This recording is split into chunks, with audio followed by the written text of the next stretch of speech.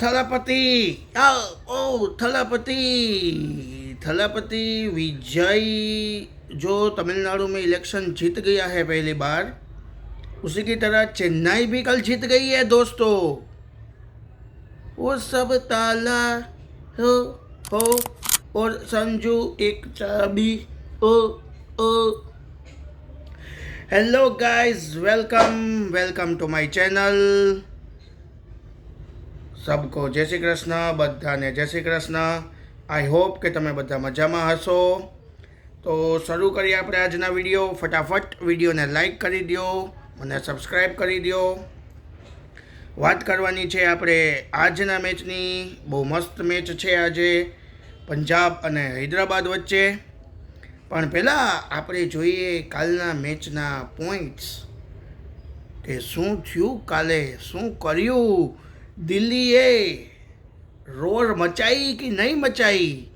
चलिए तो शुरू करते हैं, वीडियो को मिस मत करना। Let's start. को काले मैच तो दिल्ली और चेन्नई नो। ब्लिंकिट वालों खुश हो गए। ब्लिंकिट वाले काल पीले कपड़े वाले, येलो जर्सी, सब ताले हैं, सब ताले। लेकिन उसकी चाबी एक ही है, संजू सैमसंग। આખી ટીમ સંજુ સેમસંગ ઉપર ઊભી રહી છે। તો આપણે પહેલેથી વાત કરીએ તો ભાઈ દિલ્હીએ ટોસ જીતીને પહેલી તો બેટિંગ લીધી। શું કામ બેટિંગ લીધી મને એ સમજાણું નહીં। એક તો વરસાદ જેવું વાતાવરણ હતું, ચેસ લેવાનું હતું, પણ એને બેટિંગ લીધી અને સીધો કોલેપ્સ થઈ ગયો। એક કે બેટ્સમેન કામ ના આવ્યા। પહેલાં તો થેન્ક યુ મને કહ્યું, કારણ કે મેચ ઘોડા લગાડી દીધા દિલ્હીવાળાના। મેં પ્રેડિક્શન કર્યું હતું કે દિલ્હી જીતી ગઈ એટલે દિલ્હી આવી છે।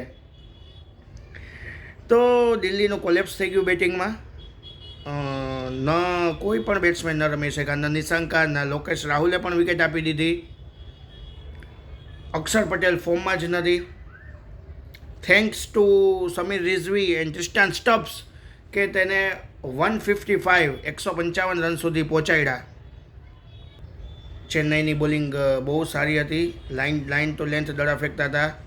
અકીલ હોસેન, મેં કીધું તું ચેન્નઈના સ્પિનર બહુ ખતરનાક છે। અકીલ હોસેન, નૂર અહેમદ, રેગ્યુલર ઇન્ટરવલ્સે વિકેટ આવતી હતી દિલ્હીની। છેલ્લે થોડા રન થયા એટલે 155 સુધી પહોંચ્યા।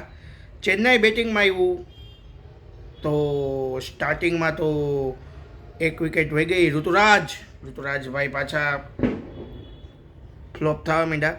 સેમ વિકેટ, સેમ દર વખતે એ જ રીતે વિકેટ આપે છે। એનાથી ગ્રાઉન્ડ બાર શોટ જાતા નથી તો શું કામ મારવા જોઈએ।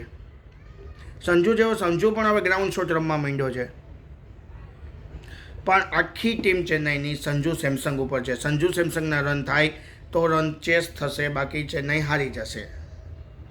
ટોટલી ટીમ સંજુ સેમસંગ ઉપર જ ઊભી રહે છે। કારણ કે લોકો બેટિંગ ઓર્ડરમાં ભૂલ કરે છે યાર। ઉર્વિલ પટેલ જે છે એને ઓપનિંગમાં મોકલવો જોઈએ, ઋતુરાજ ગાયકવાડ વન ડાઉન આવવું જોઈએ। ક્યારેક તો કોકનું સાંભળો યાર, ક્યારેક તો સાંભળો। તો ચેન્નઈ ફેન્સ શું લાગે છે, છઠ્ઠી ટ્રોફી ઉપાડવાની છે કે નહીં?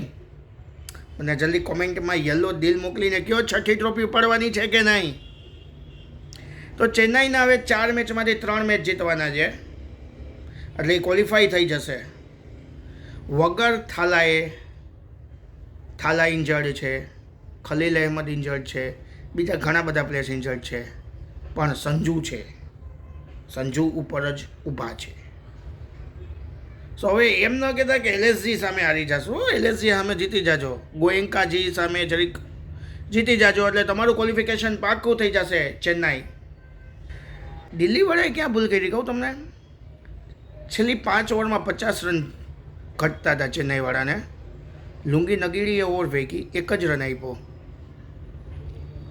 પછી મિચેલ સ્ટાર્કને દઈ દેવાય। છેલ્લે શું ઓવર બાકી રાખીને લૂમ દટાવીએ? ઓવર ભલે ને સ્ટાર્કની ને લુંગી નગરીની પૂરી થઈ જાય, આવા મેચ આમે છેલ્લી ઓવર સુધી નથી જવાના। પ્રેશર બિલ્ડ કરવાનું હતું। જો સ્ટાર્કને ઓવર આપી દીધી હોત તો પ્રેશર બિલ્ડ થાત, તો પછી 4 ઓવરમાં 40-45 એવી રીતે પ્રેશર બનતું જાત। એ લોકોએ નટરાજનને આપી। નટરાજનની ઓવરમાં સંજુ સેમસંગે અને કાર્તિક શર્માએ બે છક્કા મારી લીધા। અને નટરાજન તો હવે સાવ આઉટ ઓફ ફોર્મ છે આ સિઝનમાં. 6 દડામાંથી 1 યોર્કર ફેંકે છે અને 5 સ્લોટમાં ફેંકે છે. અને મેં પહેલાં કીધું હતું કે કુલદીપ યાદવ અને અક્ષર પટેલને ફોર્મમાં આવવું પડે, સ્પિનર્સને. બેય આઉટ ઓફ ફોર્મ છે. અક્ષર પટેલથી તો આ સિઝનમાં બેટિંગ પણ નથી થઈ અને કુલદીપ યાદવે કાલ 3 ઓવરમાં 33 રન આપ્યા લો સ્કોરિંગ મેચમાં. સો એ ફટકો પડ્યો દિલ્હીને અને ચેન્નાઈ મેચ જીતી ગઈ. દિલ્હી તો યાર મને નથી લાગતું કે એ ટ્રોફી એટલે જ એકેય વખત નથી જીતી યાર. હવે આવી નાની નાની ભૂલ કરીને દર વખતે હારી જાય છે. એટલે જીતીને સામેના મેચમાં 1 રને હારી હતી. બૂંદ બેસી ગઈ છે દિલ્હીવાળાની. ચાલો હવે આપણે વિડીયો લાંબો તો કરતા નથી, કારણ કે પછી તમે બધા બોર થઈ જાઓ. બોરિંગ આપણને વસ્તુ પસંદ નથી. આપણે કટ ટુ કટ વાત કરવાની છે. વાત કરીએ આપણે આજના મેચની. પંજાબ અને હૈદરાબાદ. હૈદરાબાદમાં મેચ રમાવાનો છે અને મને એવું લાગે છે કે રનના ઢગલા થશે અને સરખું આવ્યું તો 300 રનવાળો મેચ આજે હૈદરાબાદ બતાવી શકે એમ છે, કારણ કે પીચ બેટિંગ પેરેડાઇઝ પીચ છે અને અભિષેક શર્મા, ક્લાસિન, હેડ, હું કહું જ છું બધા દાનવ જ છે, ઈશાન કિશન. સો રનના ઢગલા જે જોવા મળશે. હેડ ફોર્મમાં આવી ગયો છે તો હેડ અને અભિષેક શર્માના જે રન પડી શકે. સામે પંજાબમાં પ્રિયાંશ આર્યા, પ્રભસિમરન સિંઘ, કોનોલી, શ્રેયસ અય્યર અને પ્રિયાંશ આર્યાના રન પડી શકે એવું મને દેખાય છે. થ્રિલર મુકાબલો હશે. બહુ ઇમ્પોર્ટન્ટ મેચ છે ટોપની બે ટીમ વચ્ચે. ઇન્જરીના કોઈ અપડેટ નથી. શશાંક સિંહ 2 મેચથી રમતો નથી, પણ એ જે સ્ટીલ સાઇડલાઇન છે. ગયા મેચમાં નીતિશ રેડ્ડી પણ હૈદરાબાદમાં નહોતો, તો એ સિવાય કોઈ મને ચેન્જીસ ટીમમાં દેખાતા નથી. રનમાં મને એવું લાગે છે અભિષેક શર્મા, હેડ, શ્રેયસ અય્યર, પ્રિયાંશ આર્યાના જ રન મને દેખાય છે, ખબર નહીં કેમ. એટલે હાઈ સ્કોરિંગ મુકાબલો થશે. બેની બોલિંગ પણ બહુ સારી છે. એક બાજુ પેટ ક્યુમિન્સ, એક બાજુ હર્ષદીપ સિંહ, ગોગી પુત્તર. સો મેચ જોવાનું મિસ ન કરતા, મારો વિડીયો પણ મિસ ન કરતા. કાલે પાછો મારો વિડીયો જોજો. આપણી મેચની પણ કાલે વાત કરશું. મને એવું લાગે છે કે હૈદરાબાદ મેચ જીતી જશે, કારણ કે પંજાબ ગુરુજી આપણે તો હારવાનું જ છે હવે સેમિફાઇનલ નજીક આવ્યું એટલે. તો હૈદરાબાદ મેચ જીતી જશે એવું મને પર્સનલી દેખાય છે. પછી જોઈએ. તો મેચ જોવાનું મિસ ન કરતા. બહુ થ્રિલર મુકાબલો રહેવાનો છે. આઈ હોપ કે તમને મારો વિડીયો સારો લાગ્યો હશે. તો ફટાફટ વિડીયોને લાઇક કરી દો, મને સબસ્ક્રાઈબ કરી દો. મળીએ આવતીકાલે. ત્યાં સુધી બધાને જય શ્રી કૃષ્ણ.